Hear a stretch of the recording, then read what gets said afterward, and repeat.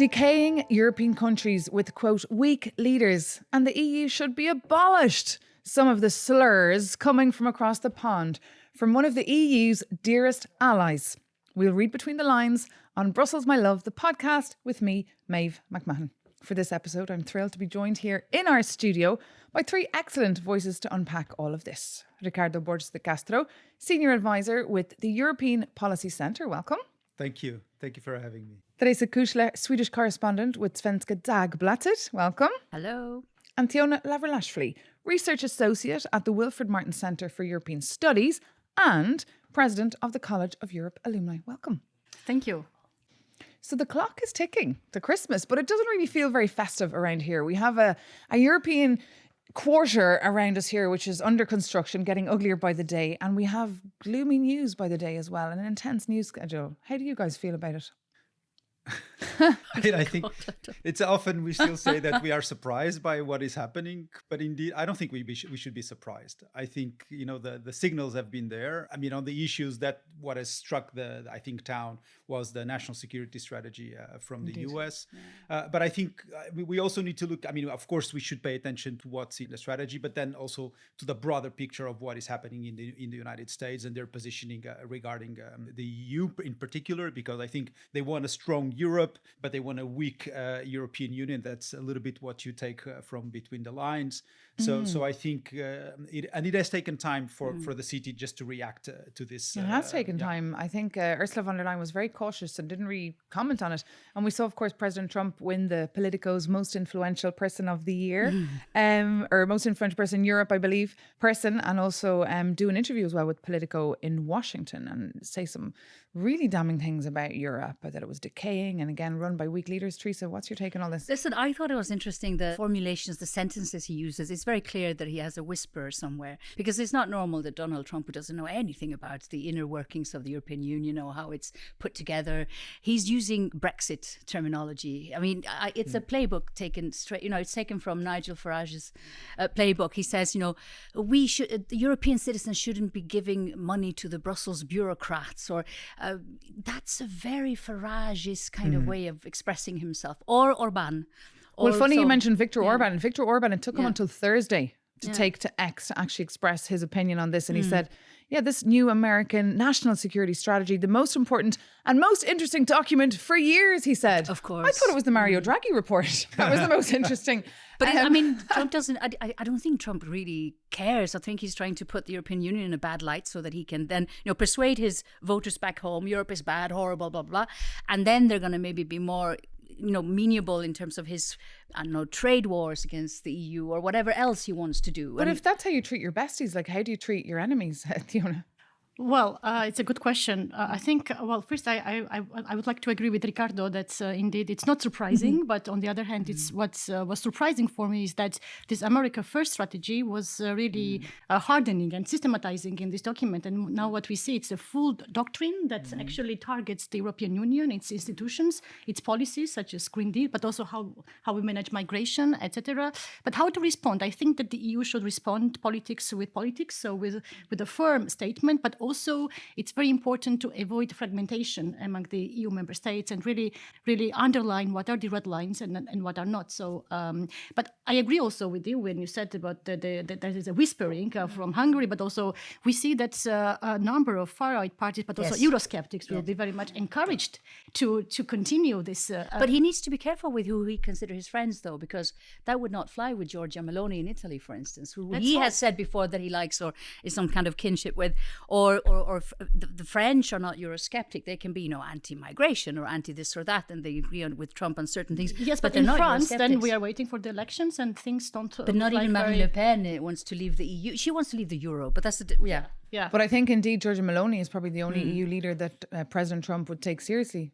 Yes, maybe her, but I think he's probably listening to other people. To tell you the truth, I think this strategy in what respects Europe, I think probably Vice President J.D. Vance had a bigger sort of say in what sort of expose there, because it sounds very similar to what he said in Munich in February. Indeed. So I think so that's why I say that this is not very surprising. But on the other hand, there's also contradictory elements in the document, because if you read it, they also say, well, you by far superior superior to Russia in all measures of power except nuclear power. I mean, if we are so weak, also why are we trying to basically go after our regulatory powers? So I think there's a lot of contradiction in everything that is happening, and I think that this is really what is sort of more complicated for European decision makers. It's the uncertainty. I mean, you really don't know with what you can count.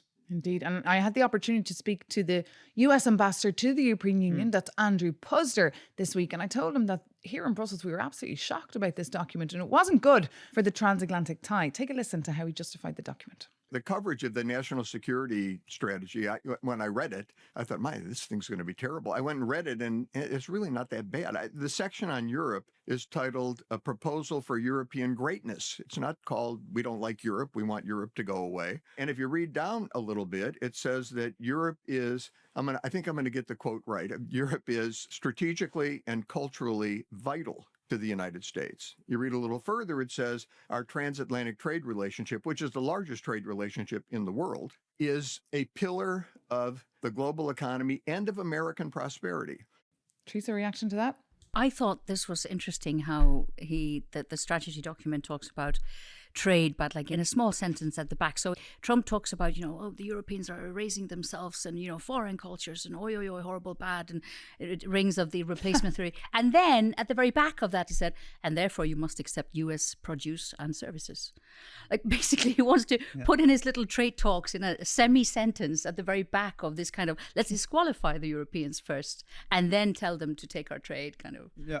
No, I mean, I think that, but I think there are also more paradoxes in the strategy, because one of the paradoxes is that, okay, you want to make Europe greater by dividing Europe, by sort of fostering nationalism and nativism. Is that the way that you actually make us stronger? So there's a lot of things that are, at least I can understand some of the diagnose, because maybe we Europeans also make the same. We say we are dependent, we are unprepared and all of that. But then the consequence should not be, okay, let's divide further. Let's separate even further our sort of countries from one another. And Teona, you're of course with the Wilfried Martens Centre. They're affiliated with the European People's Party, the party that won the last European Parliament elections. They must have taken this very personally, because this was a direct attack at those who were leading Europe today, calling them weak. So what was the word on the street of your conference this week at the Ideas Forum that the Wilfried Martens Centre hosted? Well, I think that the position of the EPP leaders, we are also clear in this respect that they do not accept this kind of framing that Europe is weak and European leaders are not able to manage the current crisis. But of course, in my personal opinion, I think that this strategy should be seen as at the face value. So it's not that we should hide away and, run away of the criticism and also certain dysfunctioning that is happening within the European Union, including the migration management, including the troubles in the decision-making process, which also blocks, by the way, not only enlargement process, but also upcoming negotiations when it comes to the Ukraine's financing and Belgium. So it's not President Trump Hungary, has a but point. also Belgium. I mean, the EU is weak because, of course, the 27 are always acting on their own interest, on their own behalf. But that's why it's not surprising. It's a point that so many people have done in the past. Why is it different? Because President Trump is making that point. Okay, he's the most powerful person in the world. He has a very particular style of doing politics and international politics. But this is something that we know. And I think there is at least an attempt. I agree. I mean, it's very slow. It takes a lot of time. And I think actually my concern about this is that, the potential for weakness is there. I mean, there's potential for strength and power, but there's also potential for weakness. So it's a very fine balance. My concern is that this type of actions will foster this weakness even further. But it's also very tiring to hear these comparisons between the US and the EU. The EU is 27 countries, the US is 1. So when they say, the EU's everything takes longer, there's too much regulation. Well, of course, if you regulate and decide for one country, it's going to take less time and be less complicated than if you regulate and make decisions for 27. And we're also, of course, multilingual here, which but takes what a little bit Teresa more just time. said, if I can, sorry, you wanted to, go ahead. No, I think I wanted also to bring the point on Russia, because this is what also the strategy underlines, that Russia is no longer a threat, but it's and we should pursue the strategic partnership with Russia. This is what the US at least will be doing. And now the question is to what extent the EU leaders should be also thinking to reflect on Europe's own Russia strategy. That would mean also not only deterrence, but also limited space for dialogue and engagement in the medium and long-term future. And if I can, just on a point that Teresa was making, the United States is one, but there's also many different levels of power in the US. So I think, okay, here we need to listen what the White House is saying, what the government is saying, but we also need to look into Congress, into the Senate, into the House of Representatives, into governors, into states. I mean, there's a multitude of people in the US, politicians, decision makers, that still believe in the EU project, that still believe in Europe. So I think we should also not lock ourselves into looking at the US also as a monolith. What I found most terrifying, I think, maybe the only thing I find really terrifying, because I think what my neighbor said here, you should reply to politics with politics. That's what happens, strong words. But is that the echo of this kind of replacement theory that Trump is doing, the echo of what was coined in France, I think in the 90s or 80s, that basically foreign cultures, let's say it clearly, people with darker skin maybe, or people who are Muslims, are taking over. And that is that's worrying. There was a bit of a racist point, undertone in that document. Yes, I think that was for me also the most difficult words to read. That's kind and of a fate for the European Union, the civilizational erasure. So this is big, and I believe that's. But I mean, the response to it is that we affirm our values. We should affirm in what we believe, and that's. I think that. I mean, look at Brazil. How Brazil has behaved with the United States on several issues, in terms of pushing back on what are the demands coming from Washington, and in a way, Washington at some point backs down.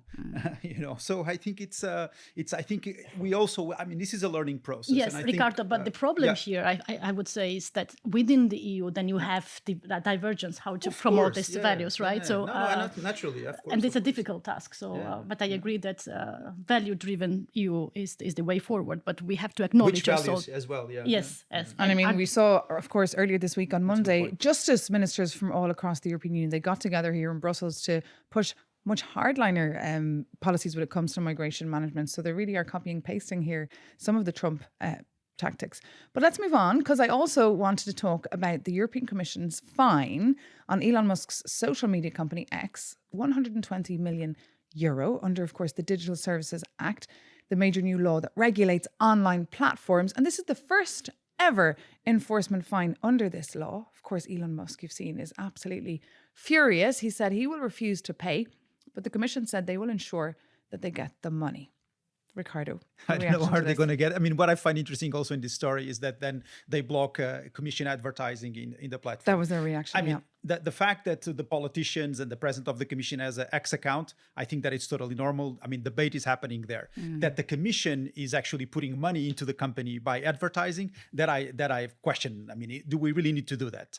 Yeah. And then we saw, of course, Elon Musk was tweeting or Xing saying it's time to abolish the European Union. And then there was a reaction from the Kremlin, Dmitry Medvedev, supporting the tweet, saying agreed. It's pretty ironic, in fact, that he is tweeting or reacting to Elon Musk, Teresa, on this platform, this so-called free speech platform, when normal Russians can't even use it because it's banned by Putin's regime. What I found interesting with this whole thing is that X is banned for its advertisement model. It's about the blue, what's it called? Blue ticks. But what they're bang on about, Elon Musk and his followers, is that we are censoring free speech, because that has been another debate. But Musk himself is picking up on that and bombarding messages out on X saying, oh, the EU is limiting our free speech. No, Mr. Musk, they find you for your advertisement model. That's another thing. But this tells the power of X, because he can basically say whatever he wants. He's the richest man in the world. And of course, Teona, we saw European politicians reacting by putting out pictures of themselves on Twitter with the EU flag saying, we love the EU. But I mean, come on. That's not really the way to go, right? Or yeah, not really. But what I would like to say is that this finding did not happen without the reason, right? As you mentioned. So there are three major arguments why the Commission has used this fine. So first is misleading the users, because these people who wanted to show these check marks, blue check marks, they were not really verified. The second is that the X failed to provide any transparent information for the commercial and political ads. That means that we cannot track who is behind misinformation or crime, and also for interference. And then third is that there is no access for the researchers to look into the data to study this information. So these are the real reasons why it was blocked, and not because of the free speech. But what the EU needs now is to have a strategic, strong communication to avoid this misinterpretation that it was due to the regulatory censorship. No, it was for and other there's reasons. evidence, in fact, that X is selling the blue verification tick to bots. Yeah, and you know what? The US is also saying that, the Europeans hate us. They're going after these American companies. And yeah, it's true. Since the last commission and the Danish commissioner at the time, Margrethe Vestager, who was considered some kind of a super threat to Silicon Valley and American tech companies. But that's not true, though, because just this week, we've seen clampdowns on Temu, the Chinese big, it's not a communication platform, but it's one of the big, net platform, internet. And Shane, the company that was selling horrible sex dolls in France. There was big scandals about sex dolls for the resembled kids. And there were clampdowns in the Temu head office in Dublin this week. They arrested people and they have Sheen under in their target. So I'd say that they're going after all big tech companies, definitely not only the US ones. So just zooming out there, Ricardo, from this story and all this tit for tat on X, etc., what does all this mean really for the transatlantic tie and the relations between Brussels and DC? I mean, I think they're clearly more difficult. But I think, despite being on the short and medium term, a much more difficult sort of relationship to manage, also because you never know what comes from the other side of the Atlantic. Because you have always contradictory information coming as well. I mean, it's now going through the Congress, the National Defense Authorization Act, which reaffirms its commitment to Europe if it's finally sort of adopted. So I think we just need to manage. I think standing on our values and also pushing back on the airs like President Costa or Mr. Merz did on saying, okay, we cannot support interference in our political system. So I think you just need to send these messages. Now, as Teona was saying, and I think Teresa was alluding to that, I mean, we're 27, so it's bound that we're going to have different views on how to approach the United States, as we have regarding China, as we have regarding Russia, and so on. So, yeah. That's what makes it so fascinating, right? To discuss it every week here on Brussels. Especially for you. My love. I just can't help thinking, sometimes in my darkest moments, when I'm a big conspiracy theorist over whatever thing Trump says, I'm thinking to myself, so he wants to portray us as failures and losers and weak and stupid and Europeans so that he can take Greenland without internal problems. I don't know, if you say we're horrible and weak and we can't even protect ourselves, then you might get away with telling the Americans that, yes, let's take Greenland or let's do some other crazy thing. But this is just me in my, in the evening when I have crazy thoughts. You said your draggy moments? No, in my darkest moments. When I become like a big draggy moments. That would be conspiracy very theories over what is it exactly that Trump really And speaking means. of Draghi, the Americans actually love Mario Draghi. They love the Mario Draghi report and they keep saying that we need to implement it. But that's a work in progress. Teona, I'd like to finish up just on one story that impacts you, because you, of course, are the president of the College of Europe Alumni. And for Brussels, my love listeners, they will know that just very recently on this very podcast, we were discussing police raids and potential alleged corruption scandals and fraud. Can you just enlighten us and tell us what exactly happened and what's going on? It's true that I cannot comment on the ongoing investigations, but evidently what has happened in the last few days has been very damaging also for the College of Europe and its alumni as well. However, I would like to really underline that the ongoing study process, but also running of the programs and the whole administration at the College of Europe is going very smoothly. And I have to underline that there is not a lack of leadership, because for instance, President of the Executive Committee, Herman Van Rompuy, continues the process. And just tomorrow, our listeners might know him because he was the former EU Council President. Yeah, and Herman then we will Van Rompuy. have interim rector already tomorrow, and very soon we will also launch the recruitment of the new rector. But I would like to also to use this opportunity, Miv, to really underline the achievements of Federica Mogherini. But Federica Mogherini, she was taken into custody for just a couple of hours. Now she's out. And she's resigned? She resigned, yes, because obviously the investigation will take time, especially taking into account the Belgian context, but also because this type of process needs a different due diligence process, and also there is layers of coordination among the police, local, federal, etc. So I think that also in the interest of the college, not to put in uncertain situation, the director decided to resign, but of course on the overall functioning of the college, it doesn't have a big impact, and the college continues functioning. So, but I would like to also underline that she has really achieved a lot during her mandate. For instance, Tirana campus, this is one of her achievements, but also she extended scholarship schemes that gave a big opportunity for students who could not otherwise afford studying at the college, but also modernized the internal system of the college in terms of the digitalization and also make it more student oriented. So, but of course, it is indeed a pity what has happened. But I would like to. I have full confidence as well that the authorities will. So the former rector Federico Mogherini is still a hero in your eyes, and those of the students? I think that a majority of the students, but also alumni, they do recognize her achievements. But of course, there is this lack. I mean, there is a disillusionment in a way that this happened in the College of Europe with the College of Europe, and of course, this is not a good news for the image of the institution, which drives also the.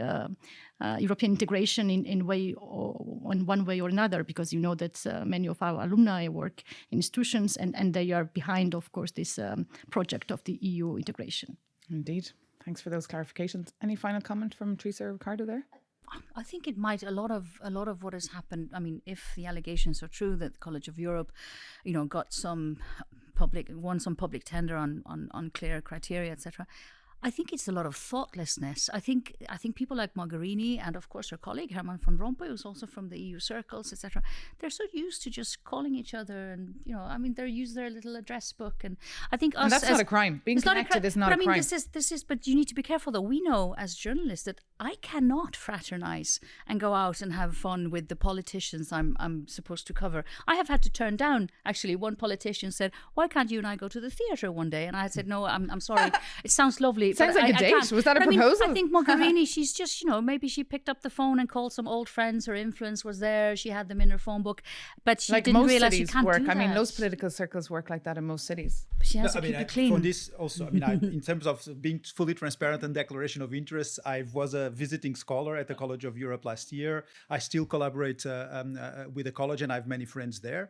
I think on the ongoing investigation, I'm not going to make comments. There's a presumption of innocence, so that I won't do. Absolutely. What I would not want is that this situation reflects badly and tarnishes the reputation and the good work of so many dedicated, current and former students, professors, staff that I've come to meet and become friends. I think this should not reflect negatively on them, and that's my concern about. But also, Maeve, it can be a crime. I mean, if you use that little phone book of yours and your old colleagues to lobby for something, then it is actually a crime. That's what I mean. I think it might have been a little bit just thoughtless, just kind of.